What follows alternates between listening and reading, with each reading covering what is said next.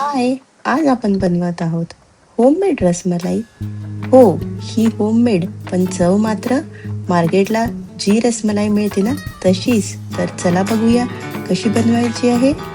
आणि तुम्हाला माझे व्हिडिओ आवडत असतील तर चॅनलला लाईक, शेअर, सबस्क्राईब नक्की करा. इथे मी अर्धा लिटर दूध घेतलेलं आहे. हे दूध आपण रसमलाईचे बॉल्स बनवण्यासाठी घेतलेलं आहे. आता हे दूध नासायसाठी मी याच्यामध्ये 2 चमचे विनेगर घातलेलं आहे आणि यांना व्यवस्थित मिक्स करत आहेत. तुम्ही इथे बघू शकता दूध नासायला इथे सुरुवात झालेली आहे. मी परत थोडंसं विनेगर घालून यांना मिक्स करते आहे आणि तुम्ही बघू शकता की इथे आपलं पनीर जे आहे ते रेडी झालेलं आहे. आता मी हे पनीर एका चाळणीवरती गाळून घेते आहे. इथे मी दुसऱ्या पॅनमध्ये थोडंसं पाणी घालून त्याच्यामध्ये फुल फॅट दूध घालते आहे. इथे मी दुधाला व्यवस्थित गरम करून घेते आहे. दूध तापल्यानंतर यामध्ये मी केसर टाकत आहे. त्यानंतर यामध्ये मी थोडे ड्रायफ्रुट्स टाकते आहे. मी इथे बदाम आणि पिस्ता घेतलेला आहे. तुम्ही तुमच्या आवडीचे कुठलेही ड्रायफ्रुट्स याच्यामध्ये घालू शकता. त्यानंतर याला व्यवस्थित मिक्स करून घेत आहे. हे दूध थोडंसं मिक्स झाल्यानंतर याच्यामध्ये मी अर्धा लिटरला जवळपास 5 चम्मच साखर घालते आहे. साखर तुम्ही तुमच्या आवडीनुसार कमी किंवा जास्त करू शकता.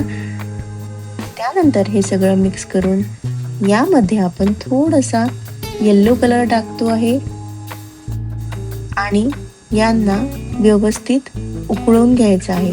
हे खूप उकळवायचं नाही आहे, साधारणपणे थोडंसं घट्ट होईल एवढं आपल्याला याचं कन्सिस्टन्सी ठेवायची आहे. त्यानंतर आपण जे दुधाला फाडून त्याचं पनीर बनवलेलं आहे त्याचं पूर्ण पाणी काढून याला आपण आपल्या हाताने व्यवस्थित मिक्स करून घेऊया. याला जवळपास तुम्ही 5 ते 7 मिनिटापर्यंत व्यवस्थित सॉफ्ट होतपर्यंत मिक्स करून घ्या. त्यानंतर मी याच्यामध्ये 1 चम्मच कॉर्नफ्लॉवर घालून यांना परत एकदा व्यवस्थित मिक्स करून घेत आहे. तुम्ही बघू शकता हा एवढा सॉफ्ट गोळा होतपर्यंत तुम्हाला याला व्यवस्थित मिक्स करायचा आहे. त्यानंतर याचे छोटे छोटे बॉल्स तुम्ही बॉल्स पण करू शकता किंवा मी जसं शेप दिला आहे तसा पण तुम्ही करू शकता. हे तुमच्या आवडीनुसार तुम्हाला जो शेप आवडेल तसं तुम्ही बनवून घ्या. मी इथे सगळे बॉल्स बनवून घेतले आहे. आता आपल्याला जे आपण बॉल्स बनवले आहे ते बॉईल करून घ्यायसाठी इथे आपण शुगर सिरप बनवतो आहे. त्यासाठी मी इथे 1 कप साखर आणि त्याच कपाने 5 किंवा 6 कप पाणी घालते आहे. पाणी थोडं कमी जास्त झाले तरी चालेल, कारण आपल्याला फक्त जे आपण बॉल्स बनवले आहे ते व्यवस्थित बॉईल करून घ्यायचे आहे. हे पाणी व्यवस्थित बॉईल झालं त्यानंतर एक एक करून आपण जे बॉल्स बनवले आहेत ते यामध्ये सोडून देऊ. आता आपण इथे या बॉलला व्यवस्थित बॉईल करून घेऊया. साधारणपणे आपण यांना 10 ते 15 मिनिटापर्यंत व्यवस्थित उकळून घेऊया, जेणेकरून हे आतमध्ये पर्यंत व्यवस्थित शिजले जातील असे.